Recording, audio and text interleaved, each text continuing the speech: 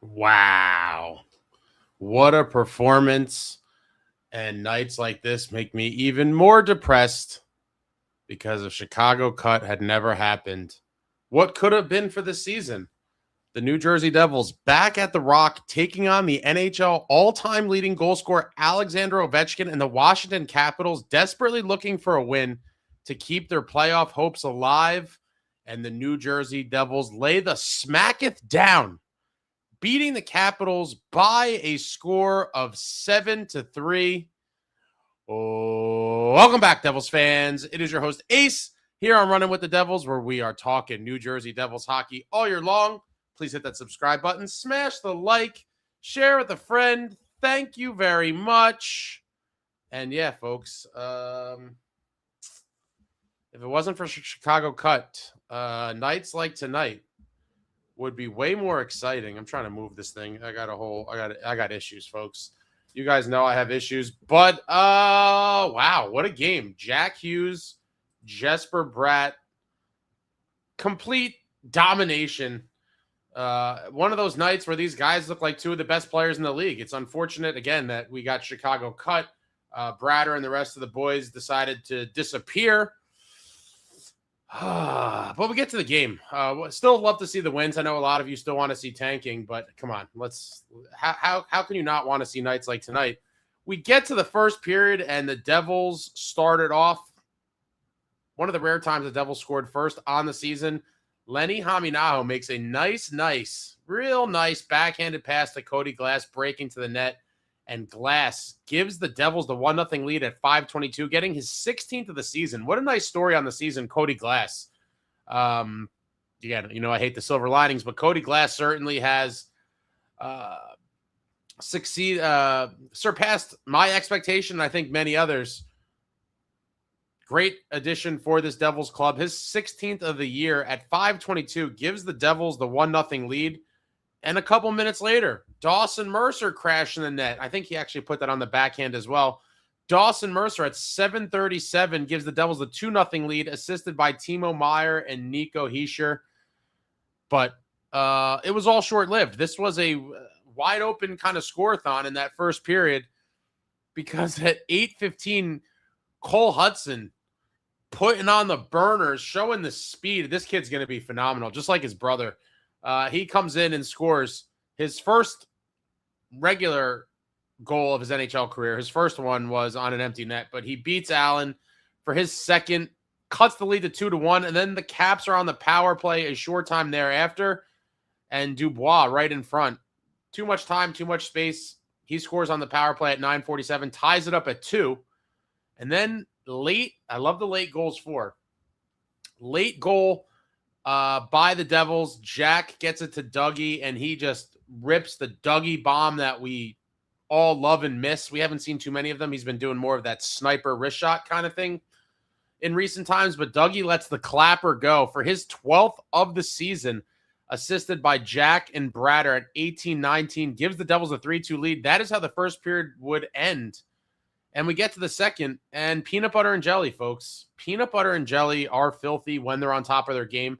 And again, I just want to see exciting plays and see wins, but it's unfortunate that none of these guys showed up when Jack was down. But peanut butter and jelly strikes again in the second period. Bratter with the beautiful feed to Jack Hughes. He puts it in the back of the net for Jack's 23rd of the season at 9:10, assisted by Bratter and Johnny Kovacevic. Gives the Devils the 4-2 lead. That is how the second period would end. And at that point, I thought the Devils were going to win this game. And of course they did. But win or lose, we booze, guys. How can I forget? Cheers to all of you. Win or lose, we booze. Victory drinks. And when even when we're out of the playoffs, the victory drinks, guys, when it hits your lips. Cheers to all of you that are still watching this team. Cheers to all of you that are still coming out to the lives. I know it's become kind of a job and a grind for many of you, and we've lost a lot of good soldiers along the way. They've been dropping like flies, but cheers to all of you that still remain down the stretch here. A little less than 2 weeks left, and it's going to be a long summer, folks. Is it October yet? Is it October yet? Or I guess now I think the season's starting in late September next season. Is it late September yet? We go to the third period. peanut butter and jelly once again. Bratter to Jack, his 24th of the season at 8-10, gives the Devils the commanding 5-2 lead. And these guys were buzzing all night, just flying around.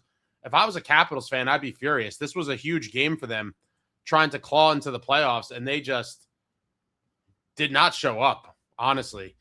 But Jack, second of the game, 24th this season from Bratter and Brown, gives the Devils the 5-2 lead. And then literally, what was it, 13th or that was a minute and 23. Shortly thereafter, Tom Wilson, what a beast. I would love to see Tom Wilson in a Devils jersey. Probably never happen, but he's a guy that myself and Steve the Maniac have fantasized about for years and years, because he's just an absolute animal from another planet that does everything. Hits, fights, scores. Just one of those guys, a rare breed. But Wilson gets his 28th, my God. His 28th of the season at 9:33. Cuts the Devils' lead to 5-3, but they regained it back a few minutes later on the power play. Puck comes to Bratter, and he just blasts it into the back of the net. What a shot by the Bratter. His 20th of the season on the power play, assisted by Nico and Jack. Give the Devils the 6-3 lead.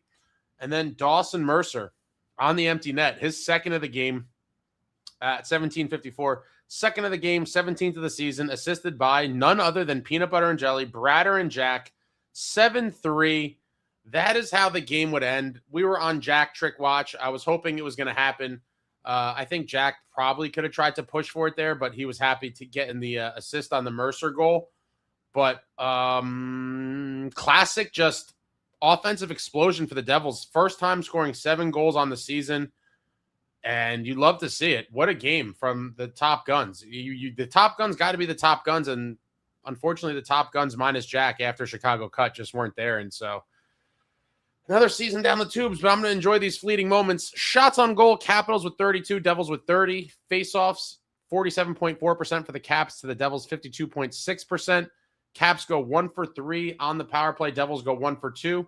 Capitals 18 hits, Devils with 12 hits. Caps with 17 block shots, the Devils with 19 block shots. Caps with 13 giveaways, Devils with 24 giveaways. Slop. Way too sloppy. Capitals with 5 takeaways, the Devils with 3 takeaways. And we get to the player stats, and this is going to be pretty juicy here.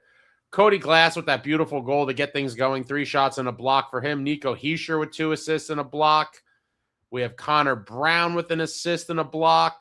Timo Meier, an assist and a block. Lenny Haminaho with that beautiful assist on the Glass goal. 2 shots and a hit for Lenny. Dodonov and Siplikov barely played. Same with Cotter. Very limited minutes. The Bratter, a goal and 4 assists for a 5-point night from the Bratter. This is the Jesper Bratt we all know and love. The Jesper Bratt that was unfortunately missing in action post-Chicago cut when we needed him the most. He was not there, but with Jack, we see a different Bratter. He had 2 shots in the game. Bukestad with an assist, 2 shots, a block, and 2 hits. Jack Hughes, the Phenom, 2 goals, 3 assists for 5 points, 5 shots, and a block. And guys, our boy Jackie's growing up before our eyes. On and off the ice, this kid is an absolute menace. And if he can stay healthy, if he can stay healthy, next season could be a big one for him. But we've been saying that for a couple of years. But again, still very young, 24 years old. I'm expecting big things from him next season. But after the Olympics, this kid is just lights out. Dawson Mercer with 2 goals. 6 shots for Mercer, a block and a hit. We go to the D. Dougie with that beautiful goal, 4 shots, a block. Johnny Kovacevic with an assist, 1 shot, a block, 2 hits. Shimo Nemitz, 2 shots, 4 blocks, and a hit. Luke Hughes, a shot. A little bit of a quiet game for Luke. And Jake the Snake Allen, 29 saves on 32 shots. Those are your player stats from this offensive explosion, and courtesy of Big Head Hockey. I thought this was interesting. I saw this on the X, and I'll put my thing up to follow me on there. Well, first of all, I'll just say follow me on the Twitter, guys. Running with NJD. I'm getting more involved on there. There is a bunch of crazy people on there. I just posted the link in the chat, but it's running with NJD. Follow your boy on X. But I thought this was very interesting. Everyone with more points than Jack Hughes since the Olympics? No one. And then this account goes on to write, this guy might be top 10 in the world. And I certainly agree that when a Jack Hughes is healthy, he is a top 10 player in the world. And hopefully, again, a big hope. Hold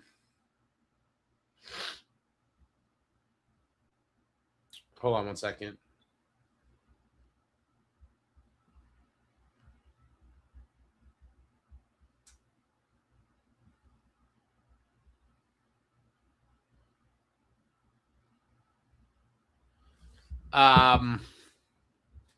He's just otherworldly. 5-point night. I mean, completely insane, but no one in the National with more points than Jack after the Olympics. And then Big Head Hockey followed it up with this. Jack Hughes since the Olympics, and this is insane, 12 goals, 20 assists for 32 points in 18 games. That is over a point and a half per game would be 27 points. So what do we got? 32 divided by... He's averaging 1.77 repeating, or if you want to round up, 1.78 points a game since the Olympics. And if you extrapolate, one of my favorite vocabulary words, you extrapolate that over, and it'd be very hard to do, but that is, if you take that 32 points in 18 games, extrapolated over an 82-game season, is an astonishing 146 points. Since the Olympics, he is producing at a 146-point pace. Absolutely filthy, disgusting. I would love to see him play all 82 games next year and put up like 120 points. Would be absolutely phenomenal. And if he stays healthy, I think he's definitely capable. But 12 goals, 20 assists, 32 points in those 18 games, leading the National Hockey League in assists, leading the National Hockey League in points. Oh, they have it even in here. I didn't even see 146-point pace. I didn't even realize that was in the graphic. I just did it on my calculator here. Devils are at 100-point pace as a team, which could be pretty close for this season. We talked about this months ago, and a couple months ago, and I was trying to figure out a path to the playoffs way back when, trying to calculate the high points percentage hockey the Devils would have to play down the stretch. I think I was using either 96 or 98 points as the marker. But as you guys all know, the East has been just tough conference. And then Jack has scored or assisted on 9 game-winning goals. And then the closing sentence is, the guy is just a winner. Stay golden, Jack. Stay golden. The Olympics has changed this man's life forever, and it is translating into eye-popping production for our beloved New Jersey Devils. And you absolutely love to see it. Again, follow me on X. I put the link in the chat. And also follow me on Instagram, folks. Running with NJ Devils. I'll drop the link in the chat for that as well. It's big things coming soon on all these platforms, so keep your eyes peeled. Link in the chat for the Instagram. But now everyone's favorite part of the program, right? We go to the chat. 5-point night for Jack. My God, he's just got to stay healthy, guys. He's a freak, complete freak. Oh, people are talking about playoffs again in the chat. I can't deal with this. Come on, people. Let's be real. Ryan NJ Devil says it was National Peanut Butter and Jelly Day. Made sense why Jack and Bratt both had 5 points tonight. Is that really a thing? There's like a national day for everything at this point. When people tell me, half the time I think they're making shit up. There's a National Peanut Butter and Jelly Day. I mean, oh my God. It's crazy. But if that's true, that is pretty funny. Liquid Skies 88 says, Devils spanked those Caps. They certainly did. They certainly did. And here comes David, delusional David, with the We Are Still Alive playoffs. Oh, God. Mason Flashback says, no playoffs. We're to back. I don't know what that is. Yeah, every other team would have to lose out. How I got here, Jeremy Proper, 7 goals. Who dis? 5-point games for 63 and 86. Barely talking about it in the broadcast. They were pumping their tires a little bit, but yeah, I mean, 5-point games are just completely insane. And especially for this Devils club that I was looking it up before. I believe they've been shut out 7 times and scored a single goal 17 times. So on the season, 24 games, they've scored 1 goal or have been shut out, which is an absolute recipe for disaster and lots of losses. And we saw it this year. It is unfortunate. Chicago cut. This will forever be the Chicago cut season, in my opinion. I do believe had that never happened, we would have definitely made the playoffs, but it did happen, and here we are. The Conniver 87 says, if we win the rest of our games, the highest point total possible for us is 94. Yeah, we're done, guys. Yeah, I came to that conclusion a couple months ago. Jersey 61 says, finally we beat the Caps and Ovi didn't score. The bourbon tastes so sweet. Yeah, Ovechkin just looking to pad that goal number. SJ says, Bratt looks great when Jack is with him, but without him, meh. Well, I mean, that is kind of true, but, you know, top guys like playing with other top players, and they produce at a much higher rate when they do. But it is unfortunate the drop-off that we did see when Jack was out, and all the forwards just disappeared, man. It's super unfortunate. It's an unfortunate scenario. That photo will haunt my nightmares and dreams for years, that group photo at Chicago Cup, because that was the beginning of the end of the season. SJ says, man, Timo can't even get 50 points. My man Timo needs to get put on the right wing and get power play one time, and you'll see a different player. But a disappointing season for Timo, but it's been a disappointing season for most. And honestly, if I'm being real about it, with this stretch of meaningless games, like Bratter's piling up all these points, and so at the end of the year, his numbers will look respectable.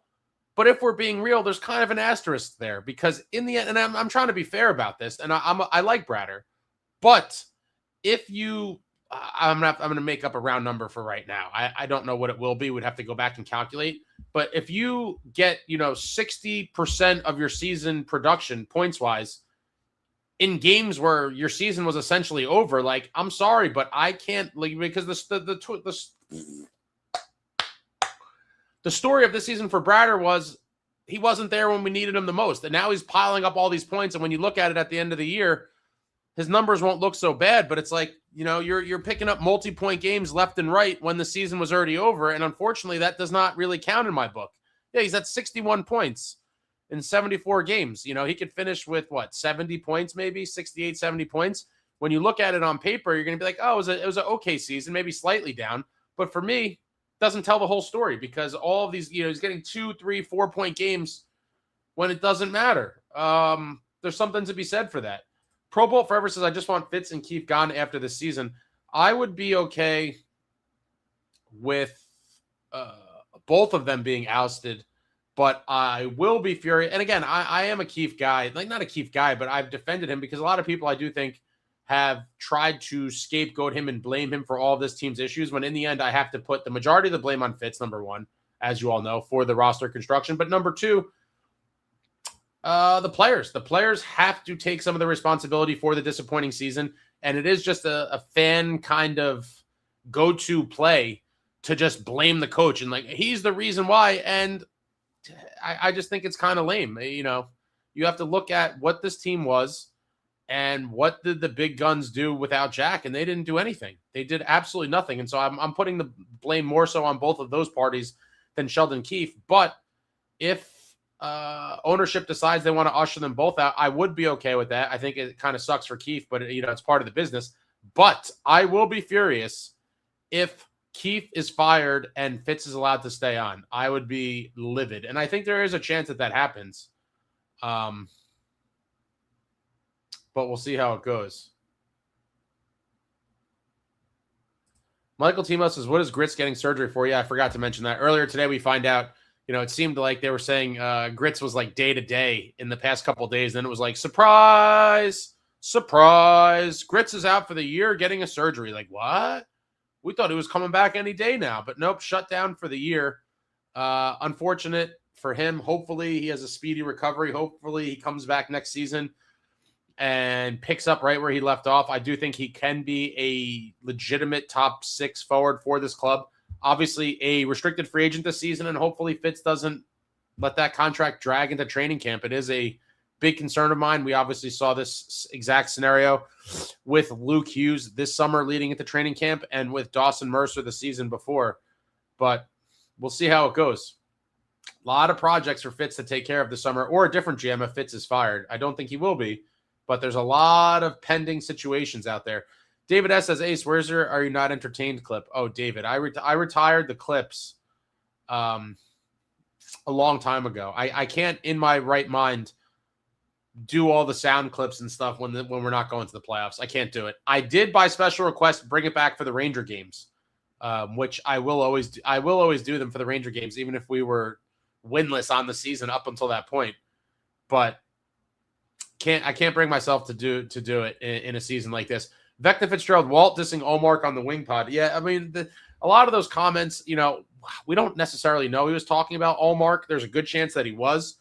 But my favorite podcast, and I appreciate straight shooters, and I know a lot of people, it seems to be kind of like a popular thing now to hate on the Tkachuk brothers, which I think is completely insane. And it's usually the same group of people that are out with their pitchforks every week looking for something to be outraged by. And I can't even keep track of all the things that they've, had issues with and cried about over the last couple months. But the latest one is the Tkachuk brothers' basically existence and the fact that they have this podcast, which is honestly my favorite podcast in the game. I mean, you very rarely, especially in hockey media, get to see players just kind of give their thoughts on a bunch of different things regarding the game. And I think it's awesome. I've been a big fan of it since they came out with it, whenever it was a few months back. They've had some great guests on from their Team USA gold medal winning team, including Connor Hellebuck was a great one. And then they also had the Golden Brothers episode with the Tkachuk brothers and Jack and Quinn Hughes. I thought that was awesome. And then they had Big Walt, their father, Keith Tkachuk, on the most recent one. And a lot of the comments just went crazy online. People talking smack about pretty much all of them and crying and, oh, this is cancer. It was just the same typical nonsense you expect to hear from these people. But I think there's a very good chance that he's not going to be an Ottawa Senator next year. I really think that. I think a lot of people were kind of speculating about that even before this. But this certainly, and whether they meant it or not, certainly is fanning the flames, and people are blowing it way out of proportion, I think. But this has now become like a news story. This is the nature of the media, the online world, and all of this stuff. And so people are just running wild with this, and we'll see. I'm very curious. After this, Senators won a big game against the Buffalo Sabres tonight. I am going to look for Brady Tkachuk's media availability, because I'm sure these reporters were salivating at the thought of talking about it and trying to kind of conjure up some headlines. So I am very curious to check that out when I get off of here. But great podcast. Highly recommend checking it out. The latest episode with Keith Tkachuk was phenomenal. They filmed it in the Panthers practice facility. And then you have idiots like, Brady doesn't care about the Senators. There's nothing Senators there. Like, how dumb are these people? There's nothing Senators there? Yeah, no shit. They're filming in like a media room of the Panthers practice facility. Obviously, there's not going to be Senators items on hand. Like, give me a break. Pro Bowl says, I'm just ready for Fitz and Keefe to be fired. NJ to go after Nyes or Brady if that's possible. I want Brady more than the air that I breathe. I want the air. What are you guys talking about tickets for? What's downstairs cost? 100, 150. What is that about? Matthew E. says he was basically playing like that in the Olympics. He's just continued after. I mean, yeah, obviously the Olympics changed him on and off the ice.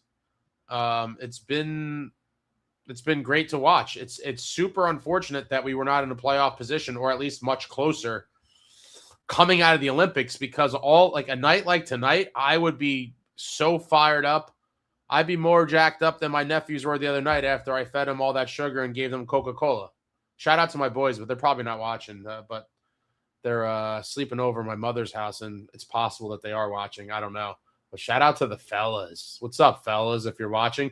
But, yeah, if we were in the playoff race right now, I wouldn't be able to go to bed till the sun came up. I'd be so fired up right now. Jack and Brad are with 5-point nights and whipping the Capitals. But, it's tainted, obviously. But I'm still going to enjoy these wins. Robbie's bench toss, Jack, 103.25 point pace over 82 games for the full year, 68 points in 54 games, including the ones played with the bum hand. Yeah, he really was playing injured. And I told people this before the Olympics when a lot of people were attacking him. I said, in fairness, this kid is gutting it out and playing with one hand. And he really was. Like, you saw it. He didn't have the same velocity on his shots. Even some of his passes, especially on his backhand, like you could just tell that he was nowhere near 100%, and he was trying to play. And like I've said, and then some people were like, oh, if he's not 100%, he shouldn't play. Like, buddy, I'll take a 50% Jack Hughes over the majority of the players in the league. Like, let's be real. But a healthy Jack is a very, very potent offensive machine. Matthew E., what's the over-under on Jack Hughes to win the Conn Smythe this year? Yeah, unfortunately, it's that cannot happen. Joe Mama 235, the part that hurts the most is that with Jack playing the way he is, I feel like this club could do some damage if they snuck into the playoffs. Completely agree.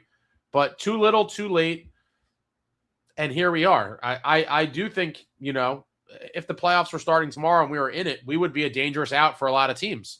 But we were consistently inconsistent throughout the year, could not score goals, mailed it in and played like shit a lot of games. And as Sheldon Keefe had mentioned in a bunch of post-game press conferences, when times got tough, we kind of wilted and died, and that's the story of the season. I mean, that's it. It's super unfortunate. Another precious season of this core down the drain, and we look forward to the bright future and late September when we start it all over again. It is going to be a long summer. Samuel Molinari, fun time watch, but still wonder how a lightweight team would make out on the playoffs. I mean, listen, I want no parts of, this roster as is coming back next year. I mean, that would just be a complete fool's errand. I don't think anyone is convinced, despite the team playing much better and despite some exciting performances like this. I think most people are now of the mindset that we do need some big-time changes in the form of many different things, but there's plenty of holes on this roster, a lot of question marks surrounding a lot of big names going into next season, and there's a lot of work to do for whoever is the GM this summer, and it probably will be Fitz.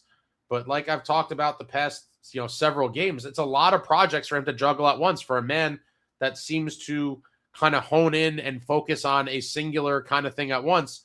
We have all these kind of ping pong balls in the air, and how is he going to deal with all of them? Obviously, the looming Nico Hischier situation, that is a big one. Does Nico want to be here long term? I would not be surprised at all if he does not. I hope I'm wrong, but that's something that's certainly lurking in the background. Then you have the potential contract extension or trade of Shimo Nemitz. What is going to happen with Dougie? That was a soap opera in and of itself on the season.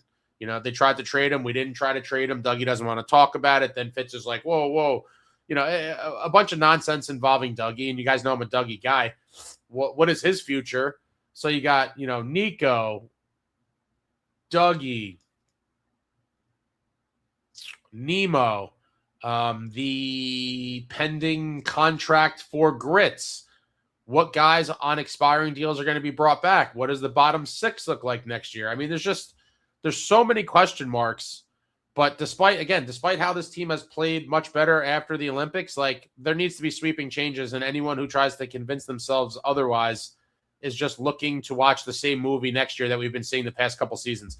David S., for the first time all season, I agree with Fitz believing his team not trading one of the core players. Bratt and Jack 5 points each night, and fans were demanding trades earlier this year.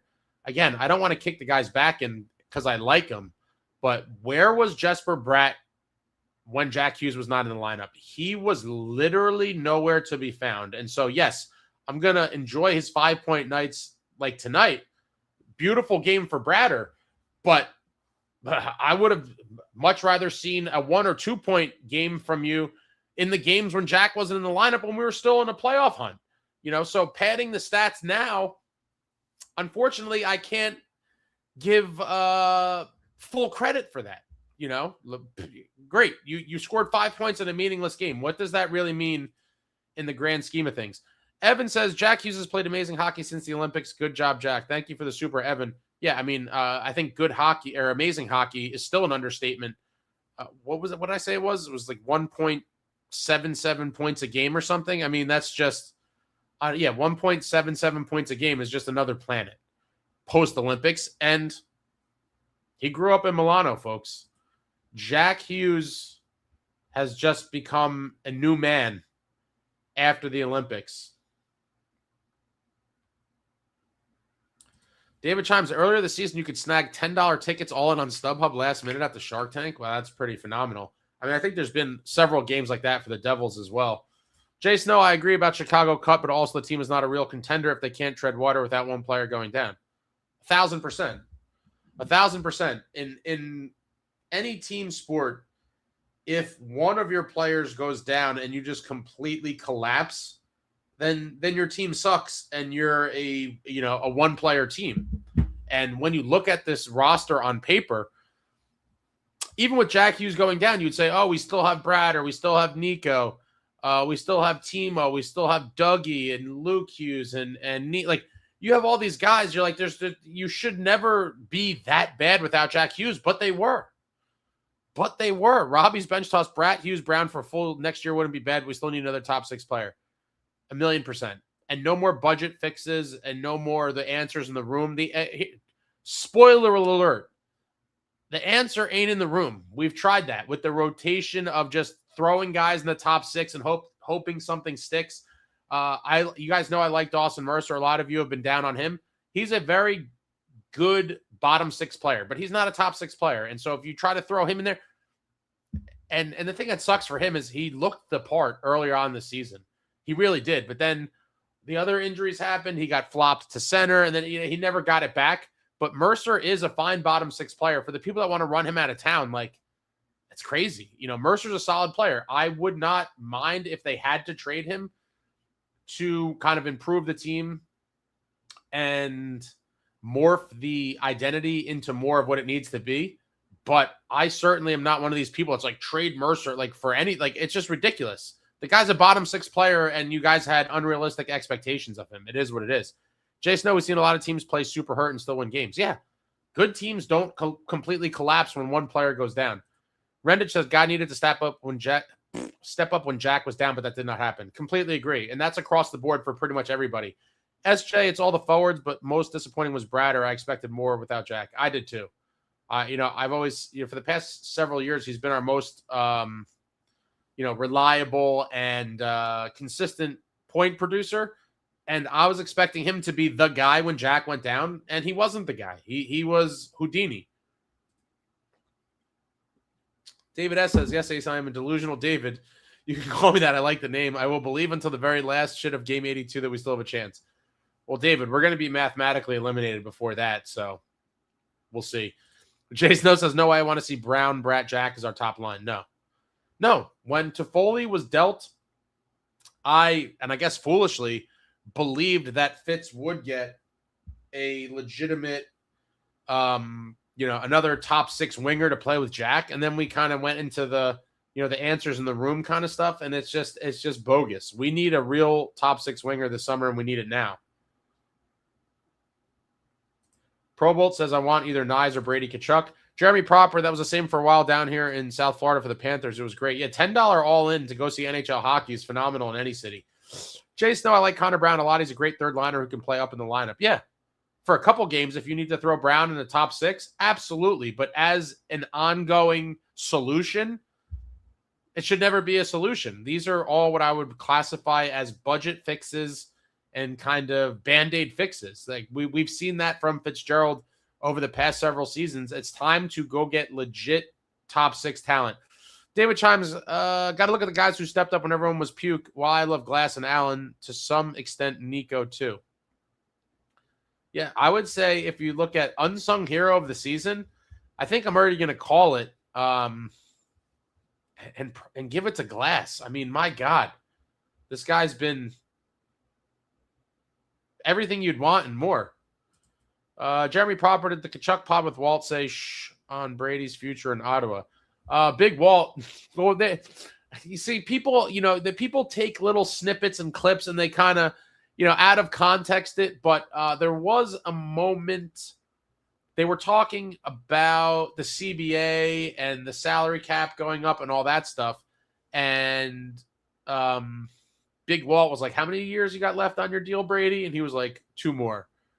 Like, and, so people took that as like, oh, it's, a thing to Ottawa. But like, dude, people, again, just looking for headlines and clickbait and engagement farming, I think they call it. But I think it was just more of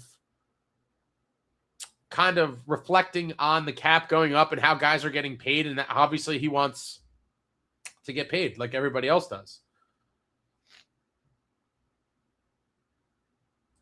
Jason Snow says Fitz is finally getting a ton of heat on the national stage, which is well-deserved. Will it matter? What's going on, Justin? Anson Meadows, I feel like we got to move Dougie and not Nemo unless the deal is damn good. It just seems like the writing's on the wall that Nemo is going to be the one traded, and maybe both of them. I will say I do think it'd be crazy to deal both, and I always thought that, and I really did think one of them was going to be traded on deadline day. But if you are looking to win a cup in the next 2 years, some of you are going to disagree with this, but Dougie is the more win-now defenseman of the two, in my opinion. If you're talking long-term future, obviously that would favor Nemo due to age and upside. But if you're like, we need to win the cup next year, and you had to pick one of those guys, I would pick Dougie. I'm sorry to say I would. The offense that he brings has been for the past, I don't know, I feel like the past year and a half, people have been down on Dougie, and he's become kind of a whipping boy for the fans as well. But production don't lie. Look at his numbers. And ever since he got healthy scratched, he's been on fire. Rendich says Timo was also playing well early in the season and had to leave for that personal issue, and he did not produce for a while after. Yeah, I forgot all about that. We don't really know what is going on or what was going on, and it may have affected him. Not to make excuses for him, but that certainly could have been weighing on him. Mia says, would you trade Brady for Timo? I love Timo, but obviously I would do that deal 100 times out of 100. However, Ottawa would get way more than Timo Meier for Brady Tkachuk. Like, you're not even in the stratosphere of realistic right there. Jason, Fitz was handed great pieces with a lot of picks and made a ton of mistakes. I could not agree more, Snow. I mean, we could bash Fitz all day and night and review the resume and track record, but most people here know exactly what has happened in his tenure. David, oh man, Ace, you're being too hard on Bratt. If he gets 70 points this year, either way he gets it, and he still got it, so it doesn't even matter. David, I could not disagree with you more, my guy. If he gets 70 points and 30 of them happened when the games didn't matter, then who really gives a shit? I don't care if he ends up with 100 points. Do it when the games matter. Like, you can end up with 100 points. Cool. We did not make the playoffs, and in the biggest games of the season, you were a no-show. And I love Bratter, but that is the reality of the season.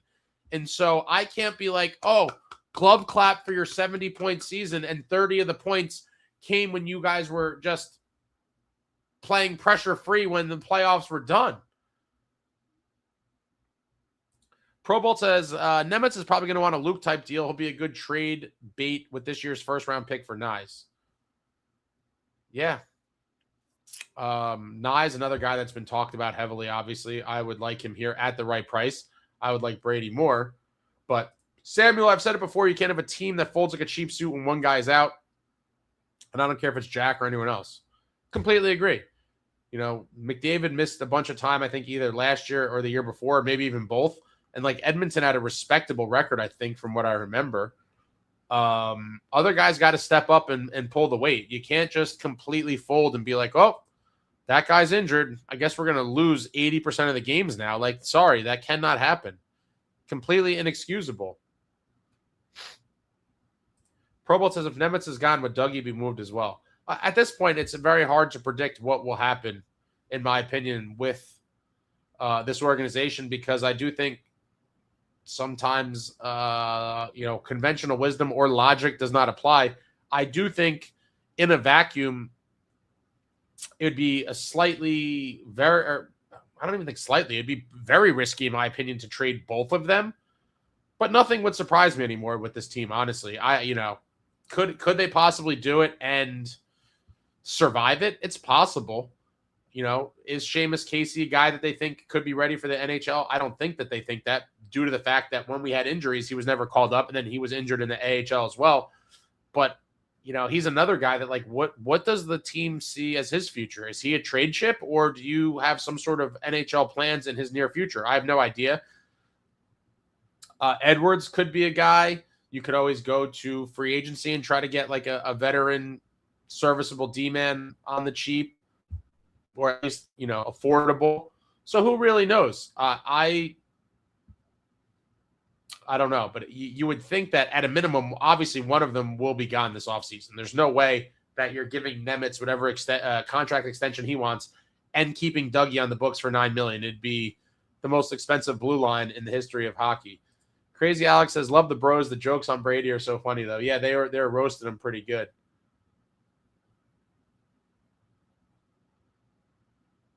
Tom Ace, looking forward to hearing the ovation for Jack throwing out the first pitch at Yankee Stadium tomorrow.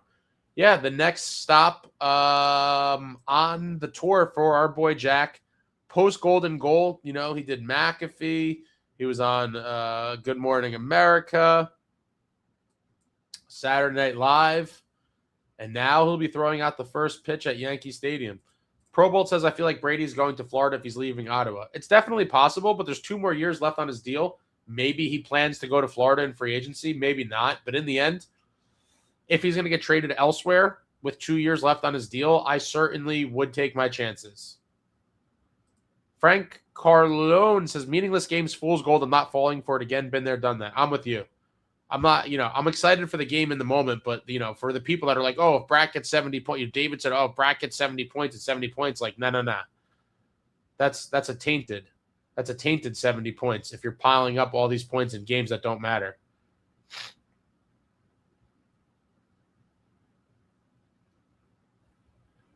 Jeremy Proper says, Florida can't afford Brady, and what they have to trade would be a haul. Listen,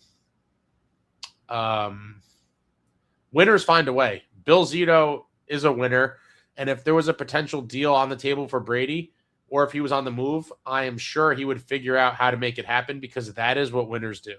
Winners don't make excuses. They execute, period. They find a way and make it happen. Jason says, at least your little nephews will probably see another cup. Well, it wouldn't be another cup. For them, it'd be the first cup. Jason, I'm pissed I was too young to really enjoy the cup runs. Yeah, it's unfortunate. I remember all 3 vividly. Obviously, as you get older, the first one I was almost 10. The second one I was almost 15. And then the third one I was almost 18. But even the 95 one, I remember vividly watching the games and being locked in and getting the Star Ledger and reading the articles and looking at all the pictures and shit. It was a great time of life. But I do feel bad for Devils fans that only know pain and suffering, and there's a good portion of them, and a lot of you here only know pain and suffering. And hopefully you can experience that joy one day that I felt as a kid 3 different times. 3 times. God bless Lou Lamoriello. David S. says, because of nights like this, I would never trade Bratt for Brady, hands down. Oh, you're crazy, David. You are bugging. If Ottawa probably wouldn't even take that deal straight up. But if they did, I'm not even thinking about it. Jason, best pond hockey team, if there were no walls, would be amazing. Jason says, I would trade Bratt for Brady in a heartbeat. 1,000%. It's a no-brainer. Ottawa would laugh at you if you proposed it, but I certainly, anyone who, knows what Brady brings would do it. Jason says, you need a Brady in the playoffs. Absolutely. Track control off. I really doubt Nico wants to leave Ace. No, not saying there's no situation where he leaves, but this doesn't seem like Parisi Hall. He wants to be New Jersey. I disagree. I think he likes the idea of staying in New Jersey, but I think he likes the idea of winning better. And I'm sorry to say, Nico Hischier is no dummy. I believe that he sees exactly how dysfunctional this franchise has become, and he likely wants to distance himself from it as soon as possible to play for a real winner. That's what I really think. I think he does like it here. I think he enjoys being the captain. I think he likes the area. I think, he likes the fans. I think he likes everything about it, but I don't think that he likes what has gone on for his career. I mean, the guy's been in the playoffs 3 times and won a single playoff round. He went his rookie season when we got steamrolled by the Lightning, when Taylor Hall dragged us there. That was his rookie year. Didn't get back till 22-23, franchise record-setting season. And then missed the playoffs in 23-24. And then last year we got crushed by the Canes in the first round. Like, I don't think I think he knows exactly what's going on here. And anyone who willingly signs up to be part of this for years to come is a lunatic, in my opinion. I mean, why would you want to stay here for that? Jay Snow, they take away time and space, guys like Brady shine. I mean, yeah, I like to call him Big Game Brady. When you look for, obviously, aside from being nearly a point per game guy, just the absolute animal that drags the boys into battle. And in the biggest games, when the lights are the brightest, he shows up. He does not do what Jesper Bratt did and disappear. And I love Bratter, but he doesn't do well in those pressure situations. Brady consistently shows up and performs. Look at Four Nations. He had some big goals in the Four Nations last year. He had that crazy fight. He's hitting people. He's getting the bench fired up. And then you saw in the Olympics, same thing. And Billy Guerin talks very highly of them, a guy whose opinion I respect more than most. And tons of his teammates have talked about him and what he brings as well. And I just think he truly is one of those unicorn type guys where there's not many guys like him in the league. Track control off, and yes, add Brady to the team, and it changes the entire dynamic, not dissimilar to Matthew to Florida. Remember, Florida was a rush team, too, that couldn't compete in the playoffs. Yeah, I mean, when Zito made that deal with the Flames, a lot of people questioned it because Huberdeau was coming off a huge season, blah, blah, blah. And Zito was like, I don't give a shit. He traded Huberdeau, and the fortunes of the franchise were changed forever when they got Matthew Tkachuk. Went to the finals the first year and lost, and then back-to-back Cup champs. I mean, what more can you say? You can't argue with the history of what happened. And I do think, obviously not to the same extent because that's ridiculous. 3 straight finals, like I don't think you could ever foresee that coming for anyone. But I do think a guy like Brady on the Devils would be the massive culture shift and transformation that we've been so desperate for years.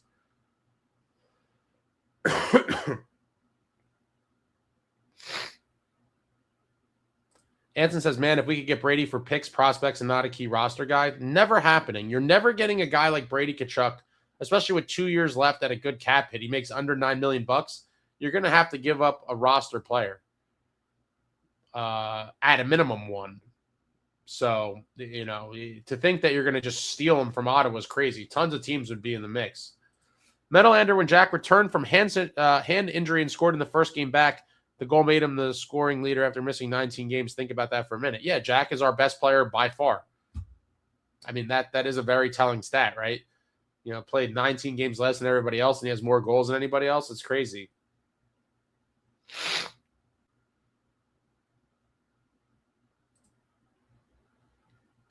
Michael says Nemo, Mercer, and Hamilton for Brady. I don't think that gets it done either, and I don't think Ottawa would want any part of Dougie at this juncture, not to mention that Dougie does have that trade protection, and so he likely would not be an option. But I could see Nemo, Mercer, and a pick being kind of a starting point for a negotiation.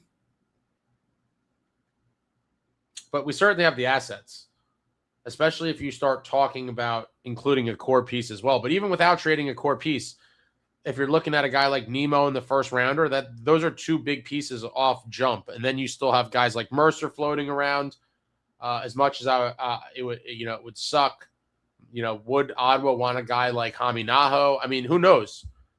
I'm sure, maybe another prospect, maybe a Seamus Casey. I mean, there's a ton of options. Jason says, I would trade Mercer. We need size. Again, I wouldn't look to trade him for the sake of trading him, but if there is a trade to get some of those players, and those characteristics that the roster is missing, then I'm all for it. If it makes the team better and especially gives us that kind of new look or at least pushes us towards that new identity, I'm all about it. But I certainly wouldn't trade him just to trade him.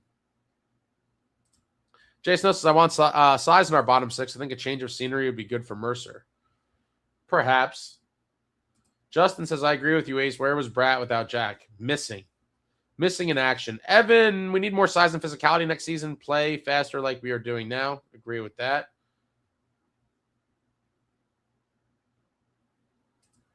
Jeremy Proper says, my source said there was never a talk of a helper GM president to help Fitzy. not true. I mean, I always thought that was kind of nonsense. Like, what you're gonna, bring in a president over him? Like, it makes no sense. Like, if you don't like the job he's doing, which they shouldn't be happy with, then get rid of him. Don't get him a babysitter. Allen, unsung hero. He could be in the conversation.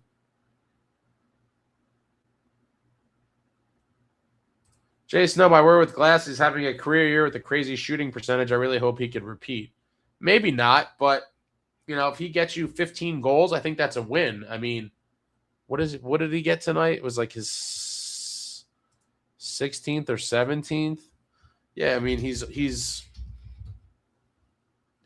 likely kind of, overperforming. 16 and 7 for 23 points. Yeah, he missed some games with injury as well. Pro Bowl says Nemitz in this year's first-round pick for Matthew Nyes. I would consider it if you couldn't make any other moves. Like if the Brady deal was not a possibility.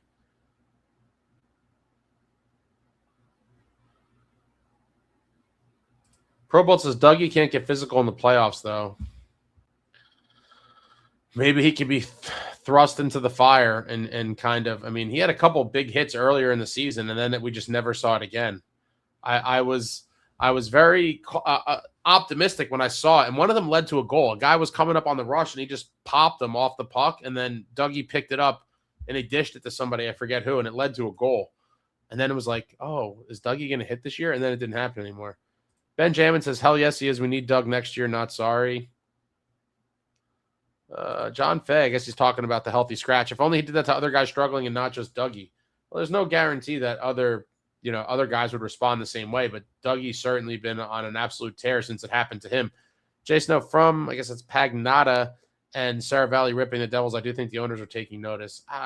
Do people pay attention to that, though? I mean, fans do, but do the owners care? I mean, people have been talking about this, I feel like, for a long time now.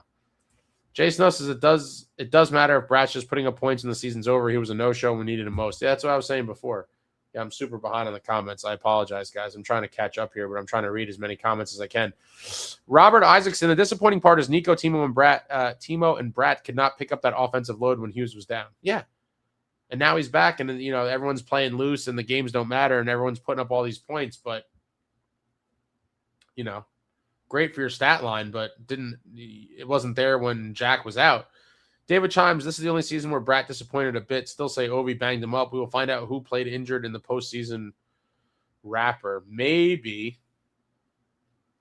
I also feel like it's kind of a cop. I mean, I get both sides of it, but if everyone's going to be like, oh, I was playing injured, like, come on. Track control off. Why are we talking like Jack was the only player who was out? We lost Jack, Timo, Pesci, Nemitz, Gritsyuk, Glass all within weeks, and Luke too at one point. That's hard to overcome, not for nothing. It is, but you can't use injuries as an excuse every year. And it's not like all of those guys were out simultaneously. We did have a bunch of guys out at a time, but so did every other team in the league. I think this season has probably been one of the years with the most injuries we've all ever seen. And it started fairly early on in the season. Big names going down. Barkov went down early. I think trying to think who else got hurt early, but throughout the season, everybody's been hurt. I think Sid's been hurt 2 different times. You got to find a way to weather the storm. And despite some of the big names you threw out there on that list, Timo with his leave of absence, Pesci was hurt a couple times, Nemo, Grits, all these guys getting hurt. I do think if Chicago cut never happened, despite all these other injuries you're bringing up, I still think they would have made the playoffs because that's how important Jack is to the team. And obviously some of these other guys are sizable losses as well, but every team deals with injuries now. You cannot consistently use the injury crutch every season as to why the team did not make the playoffs and just shit the bed. Like, you just can't. Every team deals with injuries. The problem for the Devils is they are so Jack Hughes reliant that your season goes up in smoke if he misses a bunch of games. And obviously he did this year. And the most frustrating part about it from this year is that it wasn't even a hockey injury.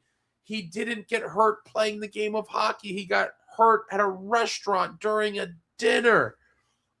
You can't even make this stuff up.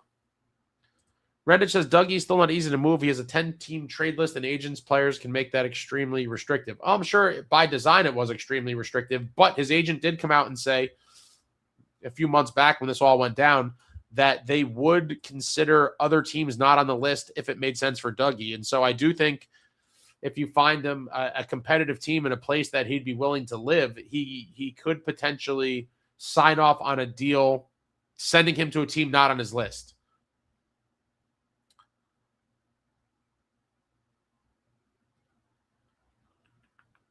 All right, I'm trying to skip ahead here. John Rogers says, hit the like button so Ace can turn the heat up. Looks like he's freezing. The weather in New Jersey is crazy, as many of you know, if you live in New Jersey. I've went back and forth between heat and air conditioning probably the most times I could remember in a single week. It's like, it's hot, put on the air. Now it's cold, put the heat on. And it's like constant I just want it to be consistently warm, man. And days like yesterday's weather was beautiful. Those are the best kind of weather days to enjoy those cold brews on Championship Plaza outside of the Rock before Devils playoff games. And we were deprived that right this year. We were deprived the right of sipping ice cold pregame beers before Devils playoff hockey. And it's depressing. Faces, I remember all three like it was yesterday. Mia says, I think Billy G will find a way to get Brady. My God. If Billy G gets Brady, insane. But Billy G, winner. Winner at every level, going for it. Going to win now. Not talking about winning in the future. Trying to win now. Snow says he could, but he's scoring all his goals in garbage time. SJ, these guys disappeared for 2 months. Ridiculous. I agree. But a smooth. Ace, can you cover the cup runs during the offseason, highlights from each game, the story of how it all went down, and we'll all gather around in our pajamas and sleeping bags and listen. I got some things planned for this summer. We'll see. I'm going to try to do some history stuff. I'm going to try to do some cool interviews and maybe some other kind of video feature, vlog type stuff. I have a lot of ideas. We'll see. We'll see how it plays out. But, man, the offseason is unfortunately much longer than I was hoping for it to be heading into the season. I said Eastern Conference Finals are bust. And during that 8-game heater, man, was I a believer. Such a believer. Tom A says, so many great spring nights at the Meadowlands during playoff time. The roller hockey in the parking lots, the grilling, the music. The best. The best of times. But a smooth, maybe some interviews can create evergreen content for the channel. Interviews is my favorite thing. I love nothing more. And I've said this before in lives and things. The only reason, literally the only reason I decided to go on camera and talk about the Devils and make videos and do live streams, literally the only reason I did it was to have a forum, or whatever you want to call it, a forum platform to interview old players and talk to former players and current players if possible. The only reason. I love nothing more than talking about the glory days. I was fortunate enough recently to talk to Billy G, current GM of the Minnesota Wild and gold medal winning Team USA Hockey. Check that out on the channel if you haven't seen it. But like that is the pinnacle of all of this for me. There's nothing better or that gives me more of a rush than just picking the brains of these guys and hearing the old war stories. But always trying to do some interviews for sure. Frank, I'm old enough that I did enjoy the Cup teams, but I paid a price because I'm also old enough that I lived through the Mickey Mouse organization years too. Yeah, luckily for me, shout out to all the really, really long-time fans. I became a fan a little bit after that at a very good time, actually, when the Devils were on the come-up in 94, and I did not have to suffer through the Mickey Mouse years like some of you really old-timers did. But you guys certainly paid your dues. Jason, I remember the Cups, but didn't realize how special they were at the time. It seemed like we would always be there. Yeah, well, when you have, 3 top 100 NHL players of all time in the great Martin Brodeur, Scott Stevens, Scott Niedermayer, and then the great supporting cast over the years with guys like Kenny Danico, Claude Lemieux, Billy G, Stefan Richer, Bobby Holik, Randy McKay, all these guys, the A-line, Patrick Elias. When you have all these guys for such a long time, you do become almost like desensitized to the insane greatness that we were witnessing and living through. And it did hit me at some point when I was a little bit older, probably around the 03 Cup run. I was like, my God, we may never see a squad like this again. And it's rare in sports, period, to have 3 all-time greats on your team simultaneously. And, you know, that's no exaggeration. Marty, Scott Stevens, and Scott Niedermayer are all all-time greats, legends of the sport, and we had them all for years. And as a result, 3 cup banners.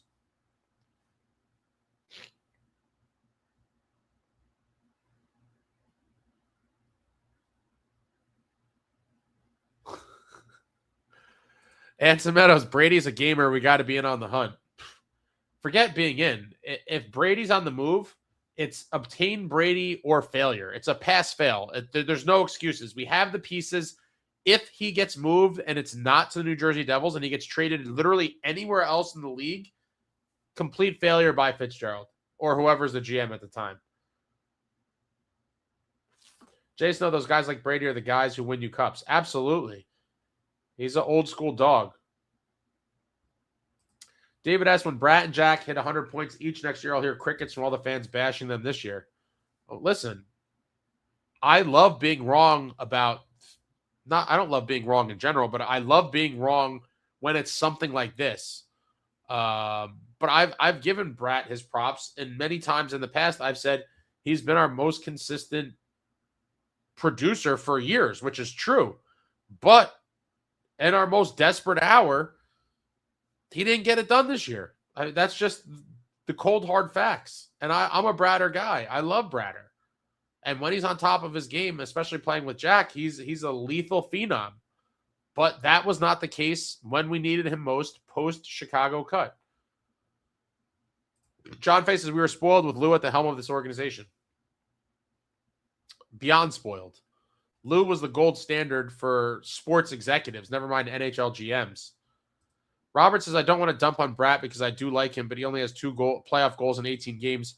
Brady would give you that playoff toughness. And again, fair point, right? Playoff games. Obviously, not the biggest sample size, but enough that, you know, is it time to go in a different direction?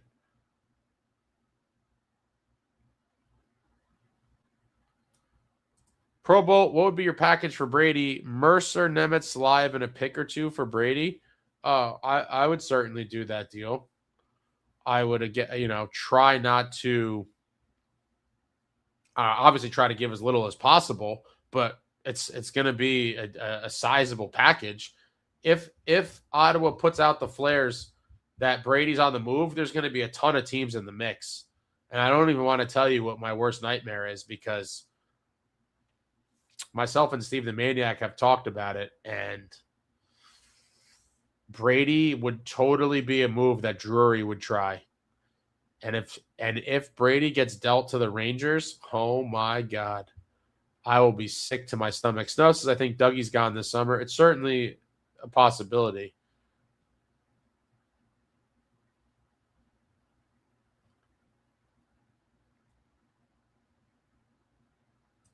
What year was the Stahl goal? That was the epic Devils meltdown against the Canes in 2009. Brutal. Rendich, the Devils are like top 8 in revenue in the NHL. The owners have 0 issues with Fitz, most likely, currently at least. And yeah, we've talked about this before as well. Unfortunately, the report card for the New Jersey Devils seems to be more tied to revenue and profits than the standings and playoff success. And it's unfortunate, but there's been tons of stories and articles, and you can poke around on the internet. People have done about this kind of private equity invading sports and treating them like corporations, where you could essentially be running a shit team but still be very profitable. And in the end, these owners aren't fans of the sport or the team, or maybe they are, but they're a bigger fan of making money. And when the team is making money, it's okay if they're bad. That's just the reality of the world we live in. This is a business. But a smooth. What are the odds Markstrom takes the offseason to return to 24-25 form What do you think happened between seasons that brought him to where he's been now? I mean, I hope he comes back. I always root for Markey. I do love Markey, but it was a bad year for Markey. He's old, guys. He is old. It was a concern for many people. I personally was not as worried as other people because I was hoping that, it was not going to be a big deal for him. We saw Bobrovsky at an older age win 2 cups with the Panthers. We saw the great Martin Brodeur at age 40 bring the New Jersey Devils to the Cup Finals. But the reality is a lot of times when goalies hit a certain age, they kind of fall off a cliff. And it certainly seems, and I hope it's not the case, the jury's still out for me. I'm not going to make a ruling on this till next year. There's people who have already written him off for dead, but he is older. He had a few injuries between this season and last season. And maybe that's just kind of what we're looking at. The tail end of a veteran goaltender. I do hope he does somehow bounce back, but fiery competitor, loved by his teammates from all accounts, and has heart. I mean, he skated the length of the ice to fight Shesterkin. I mean, when no one was doing shit, no one else was trying to get the team a spark, and he came down the ice and went to war with Shesterkin in one of the latest, greatest moment in the Devils rivalry with the Rangers. Tom Ace, wow, 28K for Jack's Gamer versus Denmark on NHL auctions. This may sound crazy to you, but comparatively, that was a deal. Fanatics had sold one earlier for much more than that. But yeah, the NHL auctions got crazy. The Jack Hughes, beautiful jersey against Denmark, scored a goal, 28th thou.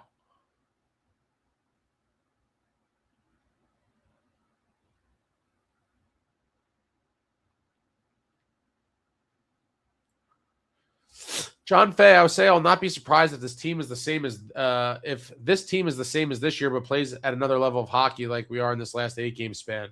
We need changes. See, this is exactly what Fitz is probably hoping for. People are getting sucked right back in. Don't let these meaningless games fool you. Listen, I'm happy about the win, but don't let it fool you into thinking we could come back with the same team.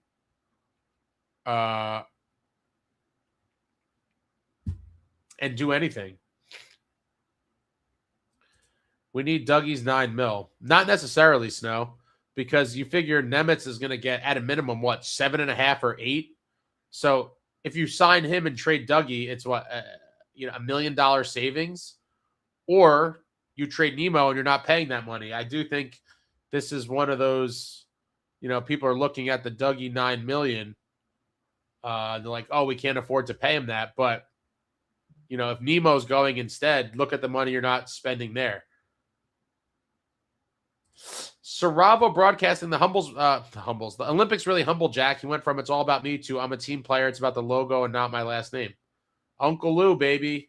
Lou Lamoriello Prophecies, Volume 1.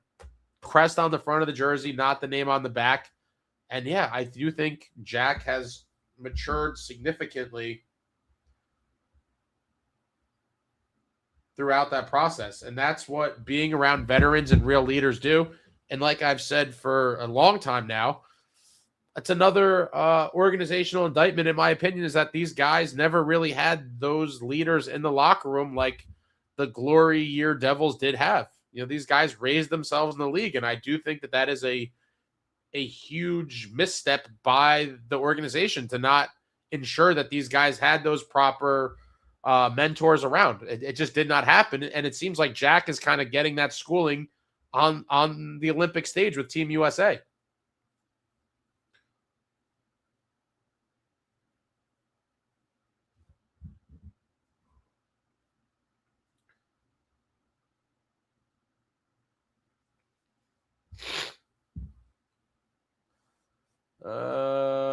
Pro Bowl says I want Cassidy to replace Keefe this offseason. I would have liked Torts, but missed the boat on that one. Vegas.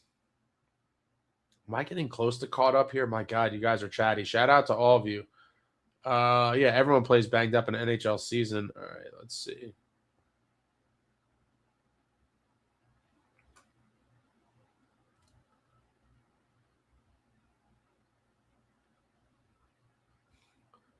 Saravo Broadcasting, the team is also inconsistent. Most teams have 3 to 4 guys with 25, 30 goals. Heck, Macklin Celebrini has 105 points in 2 seasons at 19. Devils never had a 100-point player in its 40 years. It is crazy. It is so crazy. And we've never had a 50-goal scorer either.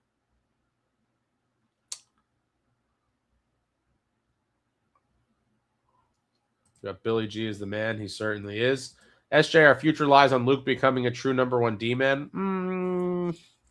I don't necessarily agree with that either.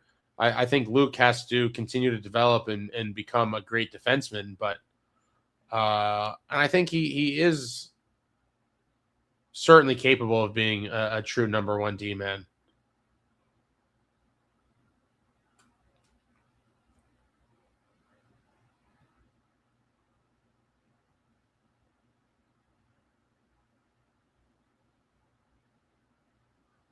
Butter Smooth says, Ace, find out how much it would cost to get a Brodeur interview, cup final commentary, and do a GoFundMe. That is another dream of mine. Is I have so many pipe dreams related to hockey and these types of things, but I would love to produce a kind of like a Devils history, I guess like a documentary of sorts. It'd be pretty sick.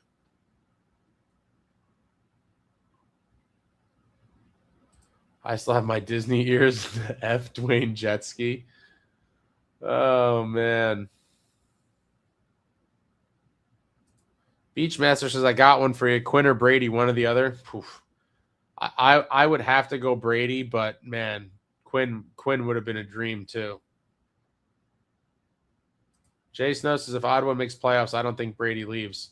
Do you think Brady cares about limping into the playoffs? Or just squeaking in and then losing in the first round? Like, is that going to excite him? I doubt it. I think he's been treated horribly by the Canadian media. And at this point, some of the Senators fans, especially after this latest podcast, I think it's just one of those situations where it's run its course and it's time for Ottawa to recoup the most assets they could get for him. And I would love it to be with the New Jersey Devils. Tom Ace always felt like we left a cup or two on the table with the incredible teams we had from 97 to 99 that had such playoff letdowns. Also thinking about having the chance to win back-to-back cups in Game 6 of 01. Yeah, I mean, listen, that team, every single year during the glory years, if someone picked the Devils to win the cup preseason, it would have never been considered like a crazy pick. Like in some years, you might be like, I don't know, but no one would ever be like, no way. When we had that group in place, they were a true perennial contender. And foolishly, I thought that we were getting the new version of that after the 22-23 season. And many people, mostly probably not Devils fans, but even some Devils fans, I guess, said that it was pretty much like an outlier. And I never thought that was the case, but it's been proven to be true. That was an outlier season, and I can't believe that is the reality of it.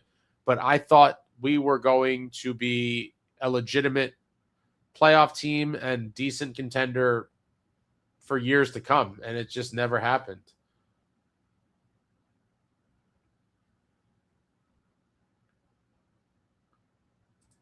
SJ says 3 legends on one team. Is that even repeatable? Yeah, but you have to get lucky. But with drafting, obviously, and Marty and Niedermayer were drafted by the Devils, and they did get Scott Stevens as compensation for that whole Shanahan thing with the Blues. But I guess I'm trying to think, what is the closest thing you may see in the league today? A lot of teams have 2 guys that could kind of be in that world, but to have 3 is really crazy. I mean, listen, at one point, the Pens had Gino, Malkin, Sid, and Fleury. Like, that's a pretty solid trio. All 3 draft picks by the Pens. I'm trying to think. Right now, the Avs have 2, Makar and McKinnon. I'm trying to think of any other ones. Oilers have McDavid and Draisaitl, but to have 3 all-time greats to go on to have that career that they had, it's very hard to be replicated. Billy D says, Habs fan here, but I've been rooting for the Devils all year. Well, appreciate that, but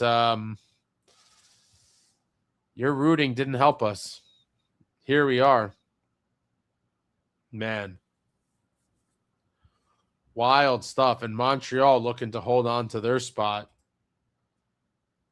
I'm excited to see what they could do. And Suzuki's had a monster season. Frank, Devils top 8 revenue. That's why I'm both proud and pissed at NJD fans. Proud that we support the team thick and thin. Pissed that we don't send a message via empty seats and unsold tickets.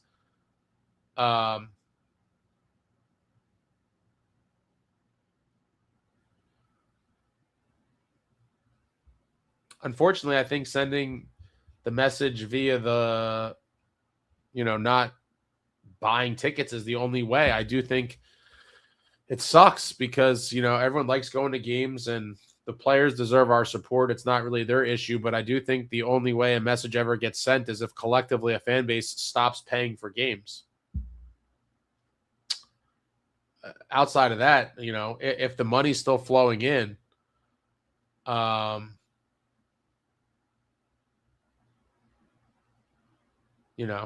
what incentive do they have to make change? Bach and all brunch, Ace, thank you for all that you do. I really appreciate you, brother. I really enjoyed the Curtis Gabriel interview. Curtis is the man. Could you speak more? Could you speak more of that and maybe how you set that up? What do you mean? What do you mean by could you speak more?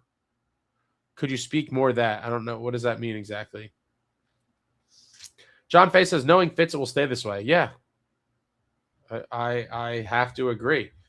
We've just seen too much inactivity to expect different, or at least believe that we'll see meaningful changes. There's just a lot of hesitation.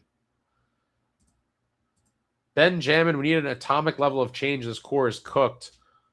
I definitely think it's beyond time to switch things up. I do think this core could potentially make a push if another piece is added on top of them. I've said this before. I just don't know with the cap constraints how likely that is. And so it does seem like the most realistic way to really push this team forward would be to trade a core piece. The Kane says Mercer, Nemitz, Dougie are all gone this offseason. That certainly would be interesting. Would love to see what that defense looks like without both Nemo and Dougie.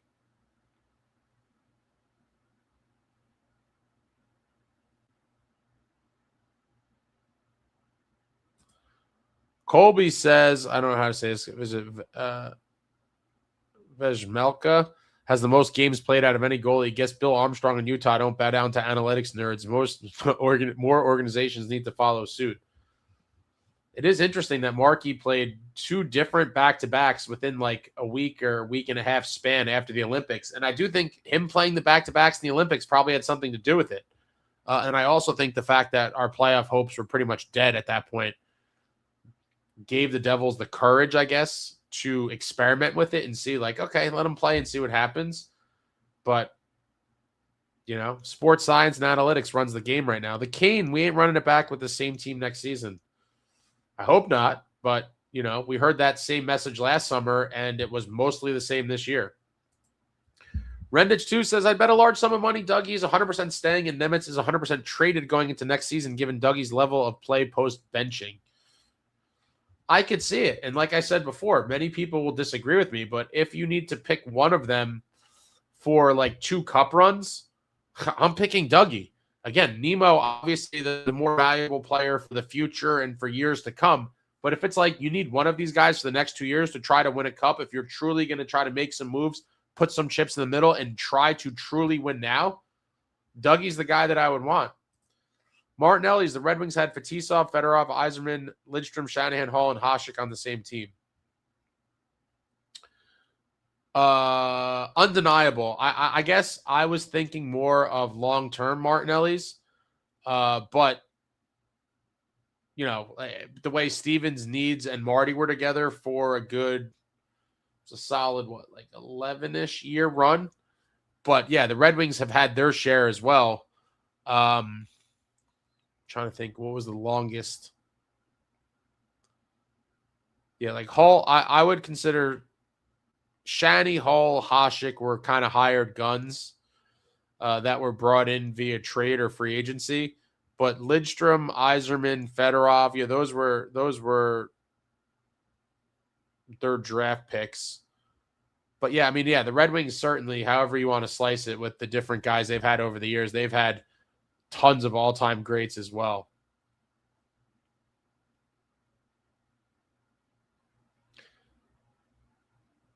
And the Avs did too. I'm trying to think. Dallas. Yeah, Dallas had a little run with Dallas, I guess you could go with Dallas. You could also use Hull. Hull, Modano, and Belfour. Yeah, again, they weren't when I originally was talking about this, I was thinking more of like long-term cores, like the Devils had the three guys I was talking about. But if you're just looking at a few seasons, even at a time, yeah, Modano, Hall, Belfour was a pretty good one in Dallas. Colorado back in the day had Forsberg, Sakic. That was a pretty dynamic trio. Stanislav, what's up, Ace? I think I know what cured Jack. It was one of those sandwiches from the Italian deli in Milano. It's possible. It's definitely possible. David Chimes, before salary cap, Red Wings owner showered money on free agents to get super teams. Yeah, I believe Mike Ilitch, right? Owns Little Caesars and a bunch of other stuff. Yeah, Detroit had some stacked teams during those times. Yeah, Grits definitely has to get paid. So, no, you're counting cap. There's plenty of money that could get freed up. And your man Mercer that you want to trade so much is $4 million right there. Plus all these other potentials. Oilers had Gretzky, Coffey, Curry, and Messier. Again, I was talking more current day originally in the context of the conversation. But yeah, obviously there's been teams with great players. Yeah, I said them. Crosby, Sid, and Crosby, Malkin, and Fleury is a pretty solid one. All draft picks. Dwayne Jetski, that's a reference to a commercial. You've never seen that commercial? Yeah, it's what Stifler's mom called Wayne Gretzky in the TV ad.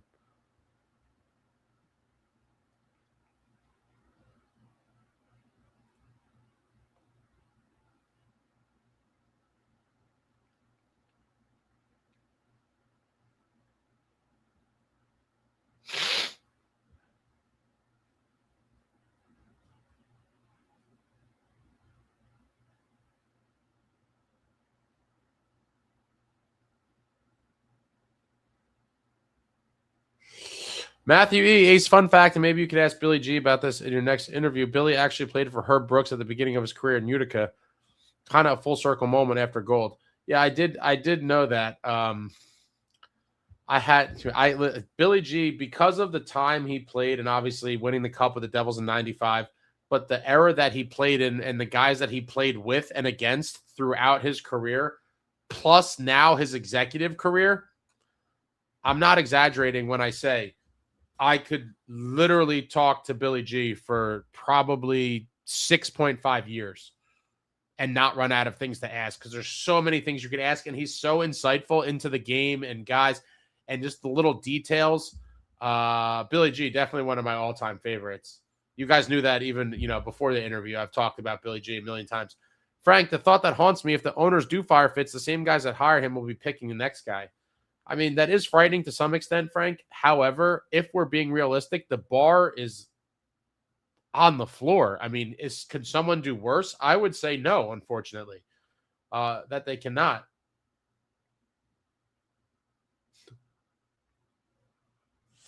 John Fay said both Nemo and Dougie play big roles on this team, but as Ace said, I think we keep Dougie over Nemo. It's a conundrum, and I love Nemo, and I would love him to be here long term. But there is a salary cap.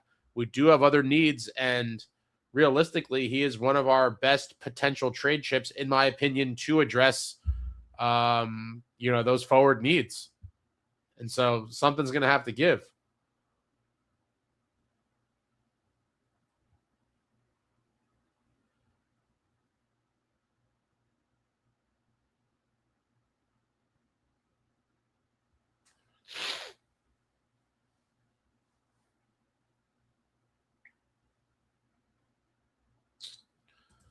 Bachmel Brunch, I meant, could you speak on how you set that up with Curtis and maybe what he was like as a person?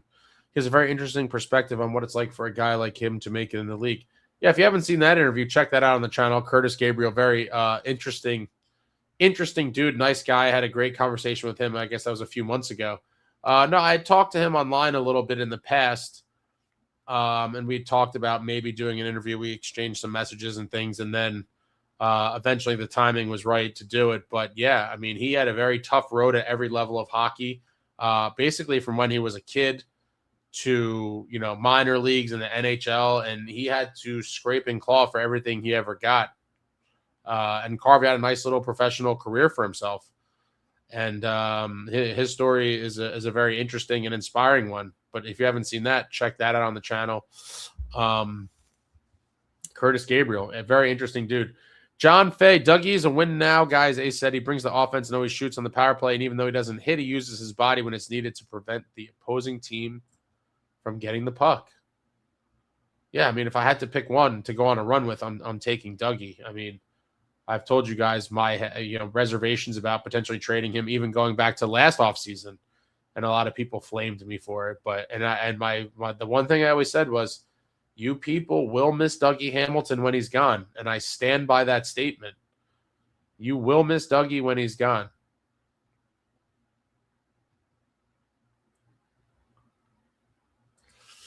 Ryan, to be honest, as someone with a hockey background growing up in New Jersey, for some reason, seeing this team staying together and finding the core pieces to win now, in my opinion, we have the goaltending, just need the offense. I'm definitely concerned about the goaltending, but I do think it could be adequate enough to win if the forward group is figured out. But that has been a challenge for the past couple seasons.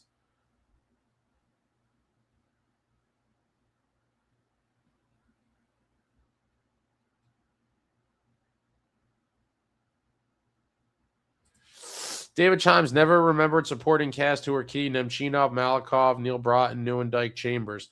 There's a million guys. You could I was again thinking more long-term guys. Most of these guys were not, but were all Cup champions with the Devils. Nemchinov in 2000, Malikov in 2000, Neil Bratt in 95, Chambers in 95, Joe Neuendijk in 03. But that's what Lou did. We had our core guys, which were Stevens, Niedermeyer, Marty. I'll even include, Dano in there. And then he always made the tweaks with the guys like you mentioned that were added to the existing group at some point to push the team over the top. And like I always talk about, and many of the other old timers do, of Lou making those difficult trades. Obviously the Neuendijk one, Neuendijk and Langenbrunner coming for Arnott and McKay, one of the biggest kind of shocking ones, in Devils history for sure.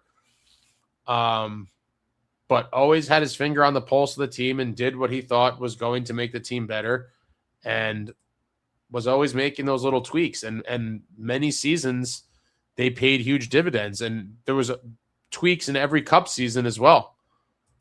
Guys that were brought in that played a pretty prominent role on the way to a Cup.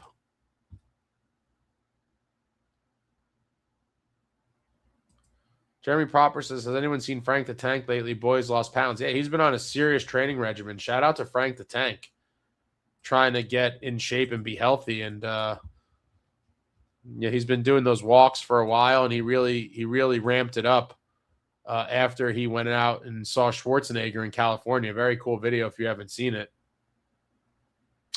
Check it out.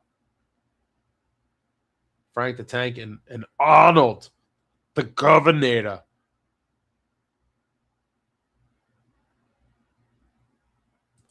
Tom Ace, Billy G playing with 1980 Gold Miracle on Ice member Neil Broughton on the 95 Cup team too. Yeah. Yep. The USA hockey ties are just woven throughout. Obviously, Lou Lamoriello, a big figure in USA hockey history.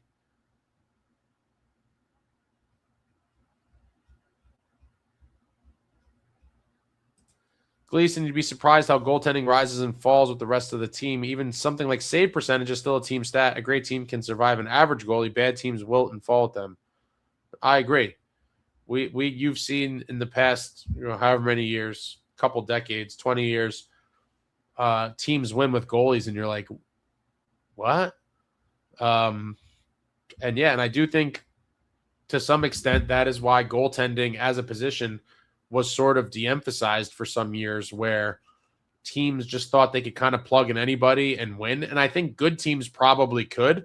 I still personally would prefer to have a dominant goaltender if possible. Lou Lamoriello said you build a team from the net out. We obviously had Marty all those years and we're spoiled, but I'd rather have a top flight goalie than an average one, obviously. But you know what? The Pens won that one year with Matt Murray.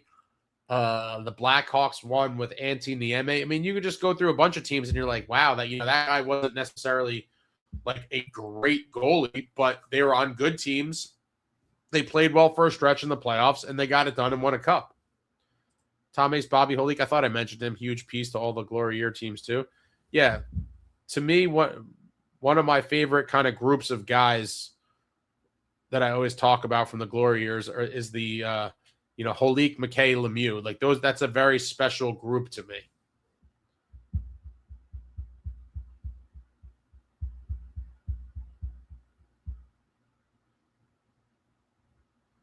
Jason, listen, Brady dropped the mitts tonight too. I saw that. Another huge dude. People were trying to be like, oh, Brady got his ass kicked. Like, I mean, if he lost the fight, it was very minor in my opinion. I thought it was a pretty close one. Not that eventful. A lot of wrestling and kind of jostling. But, yeah, he definitely didn't get, like, his ass kicked. I mean, maybe he lost marginally, but it's a wrestling match. S.J. Lang scored some big goals too. Yeah, Jamie Langenbrunner, monster 2003 playoff. Devils might not win that third cup without him. Gleason, there are about 5 goalies that really will consistently get you good goalie results. For the rest of the league, an AHL goalie can lead you on a run, or a good goalie can be a pumpkin at times. All luck. Agree with that. Gleason says Nick Bukestad is the new Jason Arnott or Holik. Thank you, Fitzy. I hope you're joking, Gleason. That is completely disrespectful to the legends of both of those men. Both Jason Arnott and Holik.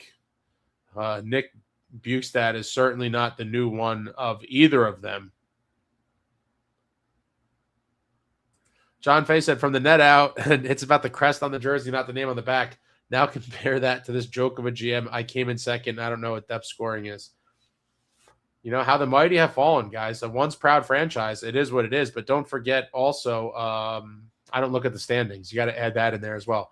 Jason knows Stanley on Buffalo is a monster. Brady doesn't back down from anyone. No, Brady is the quintessential junkyard dog.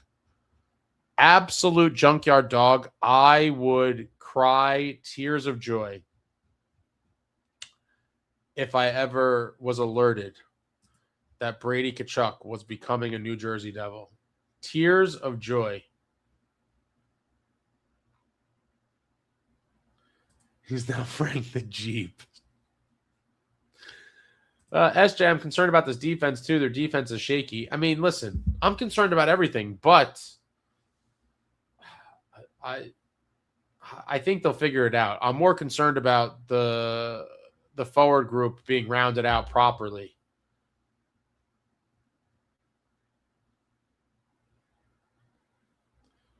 Vecna Fitzgerald, there's rumors that Chris Pronger wants a GM job. Wouldn't mind putting him as an assistant and grabbing an established GM for Tom's spot.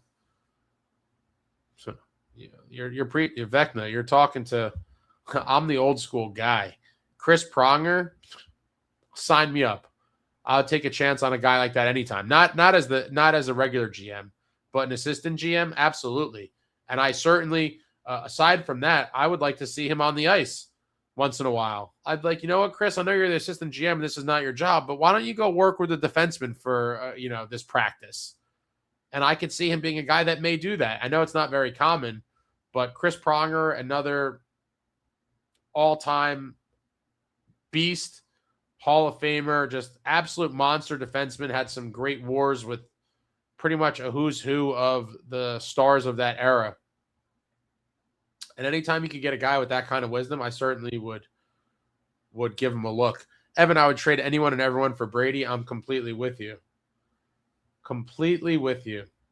Gleason, Brady does get brought up almost every stream, but today, not every stream, but he gets brought up a lot. But today I think it's because of all the it's a major kind of hockey story today, which it's sad. It shouldn't be, but it's become a story with the conversation on the podcast and everyone kind of just running wild with it. Jason, the forward group is going to be tough to tackle. There's no free agents, so it'll have to be a trade. For sure, the free agent class kind of sucks. David Chimes, Quick single-handedly won the Kings the Cup when we lost to them. Would have been a first-round exit if not for him. Complete beast. Another great American player. Jonathan Quick. But, yeah, I hate pretty much everyone on that Kings team. Would have been so nice to catch that one more cup in 012 out of nowhere. SJ Lou didn't care about anything but winning. Agreed. And that's why we enjoyed the success that we had. Vector Fitzgerald, Pronger was a dog. He certainly was. Faye would say he wouldn't mind Pronger as an assistant GM either. Gleason, I don't even hate the Canes that much. I'm so tired of us failing. Sometimes you can't be mad at Daddy. Maybe if we were playing serious hockey, I'd start steaming out the ears at them. Nah, it's been way too long, Gleason. They've had our number for way too long, and I hate them as a result. That 2009 meltdown in Game 7, I was at the Rock for that one live, and that was one of the most shocking, due to the nature of how it happened, obviously. Being 2 minutes away from going on to the second round, and then bang, bang, not only it gets tied, and then you lose the series, like in the blink of an eye. Brutal one to sit through. Game 6, 2001 Cup was a painful one as well. And it was exacerbated by the fact that we went on to blow Game 7 in Denver. But that 2009 one, because of how it happened, will forever stick out in memory as just a squandered opportunity, obviously. That Devils team, I thought, had a chance at really doing something. And if not for that meltdown, I think it could have happened. I think they could have went on a little bit of a run, but it wasn't in the cards.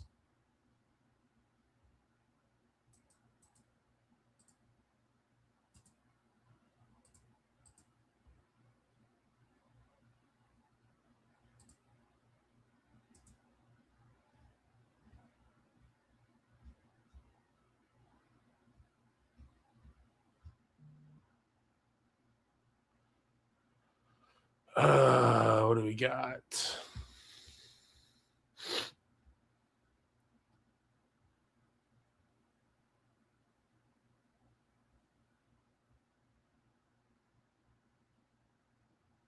John Fay, and that's why we have 3 cups. Under this boozed face jam, we barely won squat. We won a playoff round. Amagi, what's up, sir? Thank you for the super. I was there tonight, and I am amped, let me tell you. I mean, it's quite a game. 5-point night for each Jack Hughes and the Bratter. You love to see it, but, I have to be, like I said before, you're coming here late. I wish we saw this level of play when Jack went down after Chicago cut. I can't enjoy it the way we should. I'd be enjoying it a whole lot more if this was a playoff team. And, Bratter, I wish he gave us any sort of play like that when Jack was out. But here we are. I'm going to get it. I'm going to enjoy the games like tonight when they happen, but it's a lost season, unfortunately, and it sucks. It really, really sucks. that this isn't leading up to a playoff run. Justin Smith, only 8 points out. Teams would have to get over 90 points to eliminate the Devils. We're going to be eliminated soon enough. Ethan Ace, my 13-leg parlay, my God, was off by 1 leg. I don't know why I put under 1.5 goals the first period. Is that the only thing that missed in the parlay? Oh, my God, Ethan. What did you have on it, and what was the payout? I love hearing these crazy parlays that people make with, like, multiple thousands to 1 odds.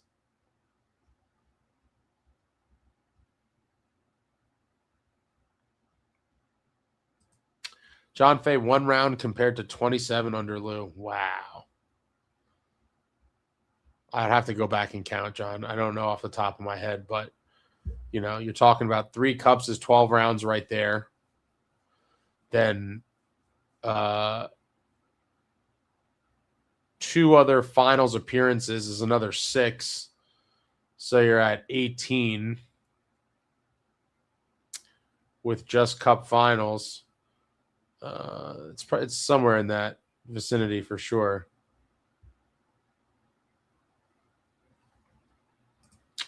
Justin Smith, 2009 doesn't happen if the refs called goalie interference in Game 5. But that's the game when Marty smashed his stick, right, on the way out. Or no, that wasn't Game 5. Was that Game 6? It was a game in Carolina when Marty smashed his stick on the way out. I'll never forget that. I think was it Jokinen? I think it was Olli Jokinen. Was in front. Someone he thought bumped him.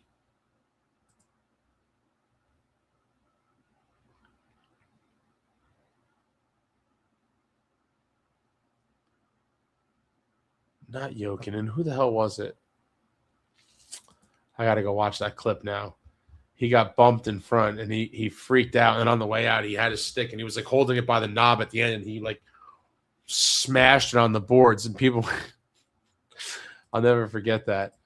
Bobby, thank you for the super. What's up, Ace? Another solid win. Too bad this wasn't earlier in the year. Also, this team is cursed. Grits has to have surgery and is done for the year. Now, I was surprised Dawson didn't pass to Jack for the Hattie at the end. Jack, I think, was just happy to get the 5th point. The hat trick would have been nice. But, yeah, great win. Too bad we did not see this level of offensive output early on in the season. And the injury bug does continue. It went from Grits being day-to-day as of, I think, yesterday. They even said that to surprise. Grits is shut down for the year, season-ending surgery. And another season that will end way too soon, Bobby. We have, 11 days. Well, it's technically the 3rd. 11 days left on the season, and it is going to be a long, long offseason leading into late September when the season will resume. And it's unfortunate. It's super unfortunate, but here we are. And we wait. And we wait, Bobby. Oh, my God, this is a crazy parlay, Ethan. $10 to win $58.79. So you basically had 588 to 1 odds. And the only thing that missed was the Devils under in the first period. That's rough. That is rough. David Chimes, refs in 2009 are worse than Chicago cut. SJ would love a pronger on this team right now. Yeah, I mean, a big, nasty defenseman. Always a great piece to have in your lineup. John Fay, we have done more under Lou in almost 30 years than what we have done under. We've done more under Lou in almost 30 years than what we have done under Fitz in 5 to 6 years. Well, I mean, I don't get what you're trying to say. Obviously, you're going to do more in 30 years, but the trajectory kind of outlook, looking at the Fitz resume, is not the best. Yeah, but 94 was only – what do you mean don't forget 94? I'll never forget it, but that's 2 rounds won. UC Jokinen, okay. Was it him, though, that bumped him? I don't know why I said Olli Jokinen. I don't know why. I did not watch the Needs interview yet. It's on my list. I got caught up. I mean, I watched the Wingmen podcast. I watched half so far, I think, of Lou on Cam and Strick. Then people sent me other things Lou was on. I did see a clip of Needs, but I need to watch that whole thing. This is like it's a lot to watch all this in real time. Yeah, at least next year, 2 more games back. And yeah, I was just talking about Lou on Cam and Strick. I saw the first little bit of it. I got to finish it. And I think someone sent me on Twitter a different one a different pod that he was on as well. Ethan, who do you want to win the playoffs? The Wild, probably my number 1 team. But there's a bunch of other teams I'll be pulling for. Obviously, people are like, "Oh, how do you root for another team?" Like, it's a very casual, like, my team's not in it, so I'm picking a team. But the Wild would be in the mix. The Sabres for sure are in the mix. The Islanders. The Ducks for sure. If the Sharks get in, they're on my list. I hope the Sharks get in. Would love to see the Sharks in the playoffs. But yeah, those are some of them. Yeah, Wild, Sharks, Ducks, Sabres, Isles.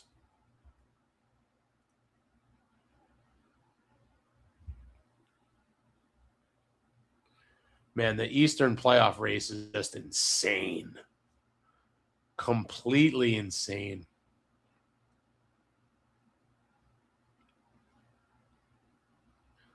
Yeah, the Flyers aren't dead yet either. Wow, it's crazy. Evan says, can we beat the Hurricanes next season? Do you mean like once? Do you mean in a playoff series? Do you mean like one game? What do you mean by that exactly? CNJ Dev, I'm pulling for a Canadian team to win the Cup this year. If it can't be NJ, then someone who hasn't won in at least 20 years.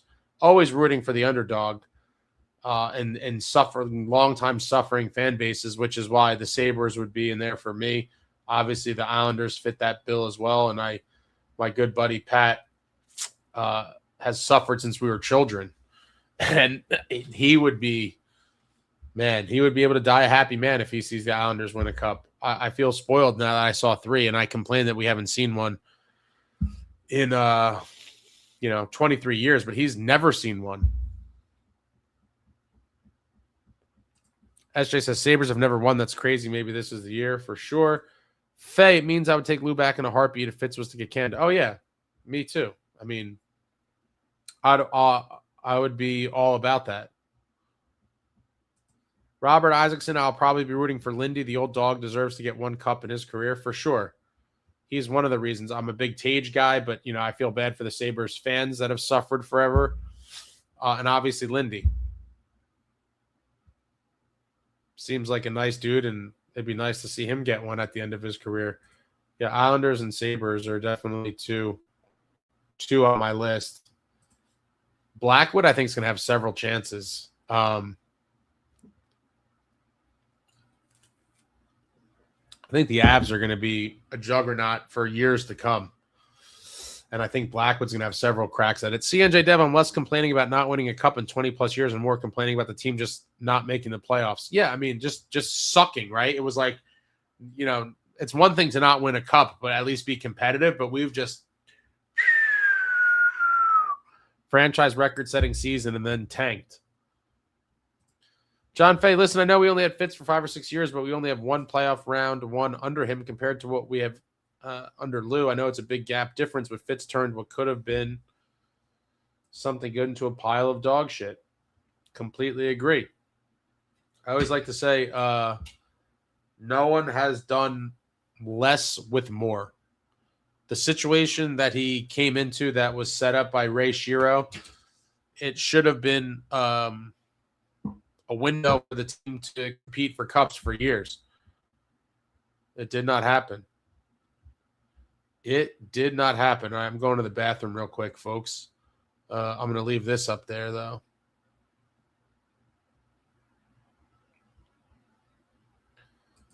I'm not rushing to get off as always, but thoughts, comments, questions. I like the suggestions. Throw out the suggestions. Suggestions are my favorite, especially if there's something good. So throw those out there. But I'm going to leave you with the Jack Hughes graphic for a minute. I'll be back. We'll start winding it down. Like I said, I'm not necessarily in a hurry to get off here, but, I got to start winding down at some point. So hit me with what you got.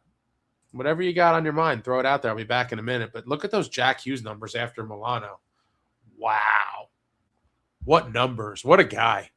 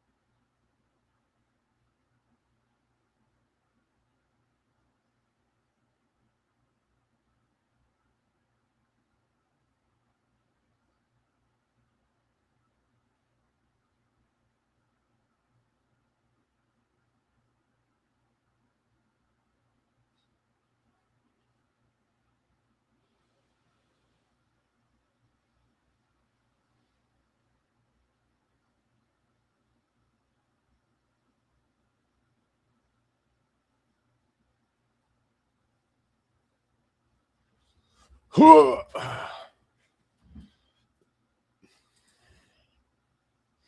right, we're back.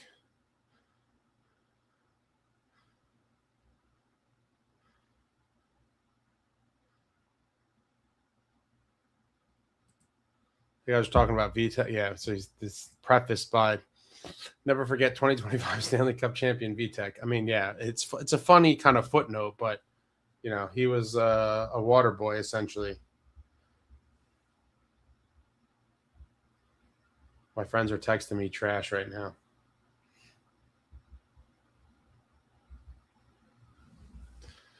And then, yeah, CNJ. Don't remind me, Markstrom probably wins as a backup somewhere else too. It's possible. I would love to see him win as a Devil in any capacity.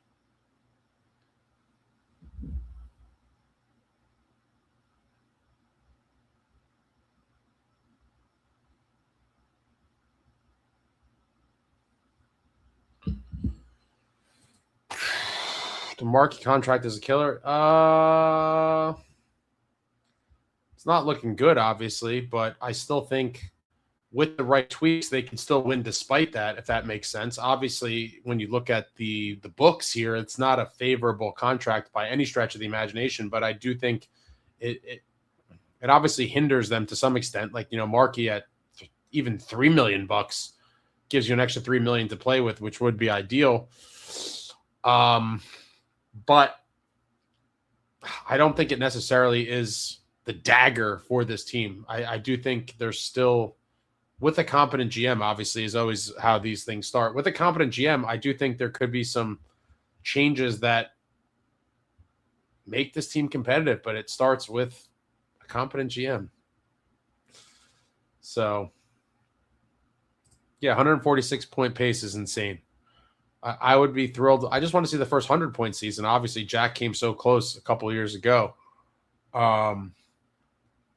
If he plays 75 games even, I think he hits 110-ish. 6 long months, SJ.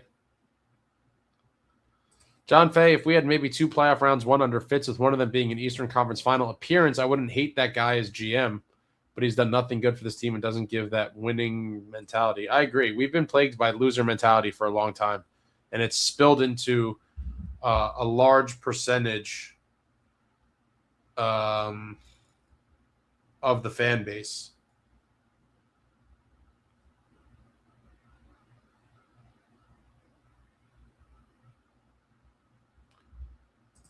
Fitz is too safe, takes no risks. Yeah, risk averse. Complacency will get you nowhere, and without taking some chances, you're never going to win. You gotta do some daring moves, and we haven't really seen it thus far. Fag, playing it safe won't get you a Stanley Cup. You need to play that hardball to get a chance of seeing a cup. Completely agree. We always talk about Lou, the legend of Lou, and what a legend.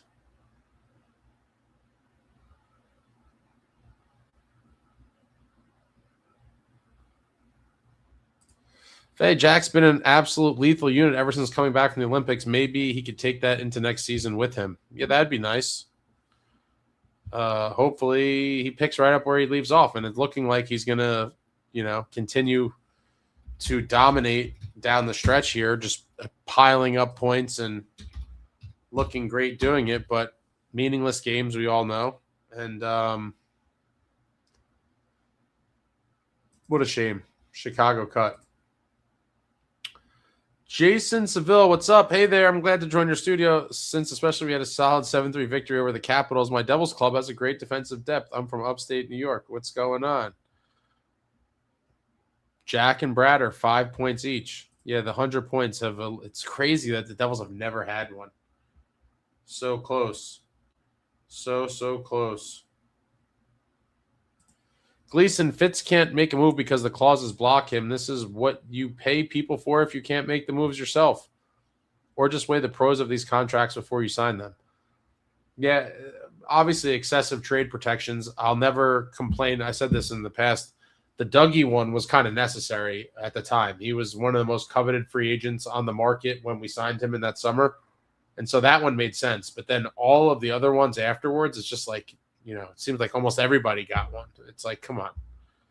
You kind of handcuffed yourself here, but I still have faith someone could come in and clean it up. Gleason, it seems like Fitz just never really planned out what he was doing. Pay someone smarter.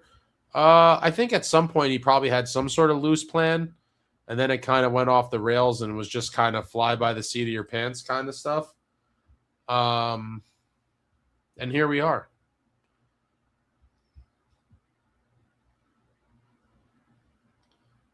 And here we are. Anyone have anything else?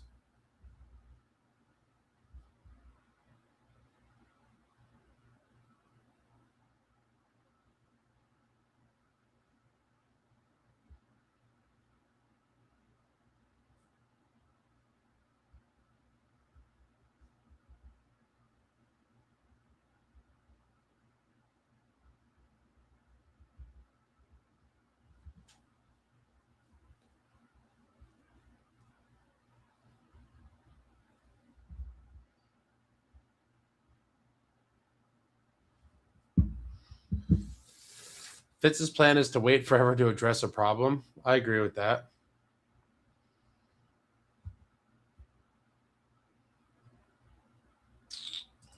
Good night. John Fay, Fitz giving out those clauses not only ruined this team, but backed us into a corner. Yeah, that's true. And now he's got to figure a way out of it. Gleason, Casey should have honestly been traded for a pick. Restart the timer on that second rounder. I feel like they waited too long. I know. At a couple, was it last year? At some point last year, I feel like he probably had decent trade value. Now with the fact that they kind of hit him in the A, they didn't call him up when we had defensive injuries. And then he was injured himself, I think, a few times in the AHL.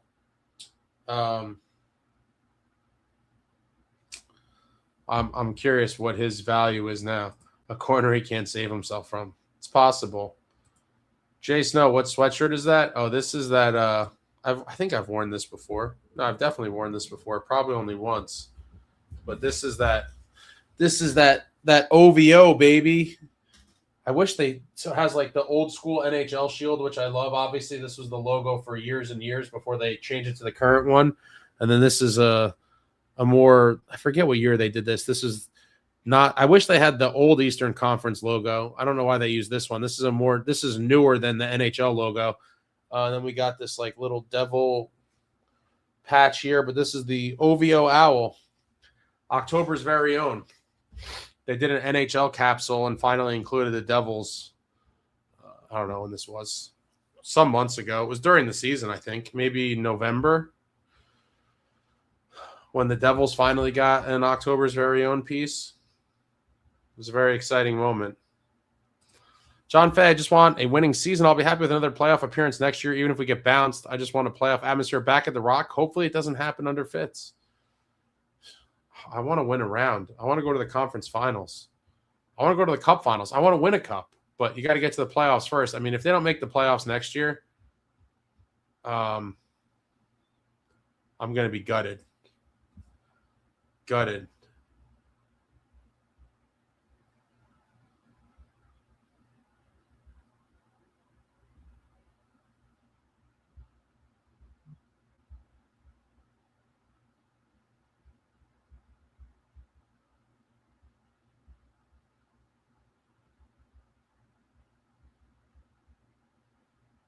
I'll never watch baseball.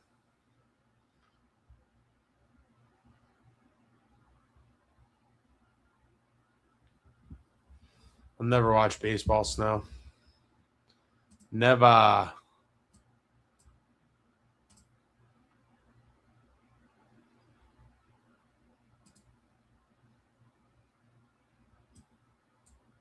Right, that's it, kids. It's been a fun one. This is a longer one than we've been doing recently. A lot of chatty folks after the monster win. Back Saturday night, Devils playing the Canadians. And I mean, they're pretty much, yeah, they're not going anywhere. See how they look against the playoff team. We'll see how the Devils look against the Canadians. Back at the Rock. Hopefully they score a lot of goals like they did tonight and give us some hope for next year, even though it doesn't really matter much, I guess. But going to enjoy the performances like we saw tonight. Devils, big win. Beating Alexander Ovechkin and the Washington Capitals by a score of 7-3. Monster 5-point outings for both Jack Hughes and the Bratter. Love to see it. But that's it, friends. Thank you all for watching. I love you all. Like, comment, subscribe, and all that jazz. Until next time, friends, let's go.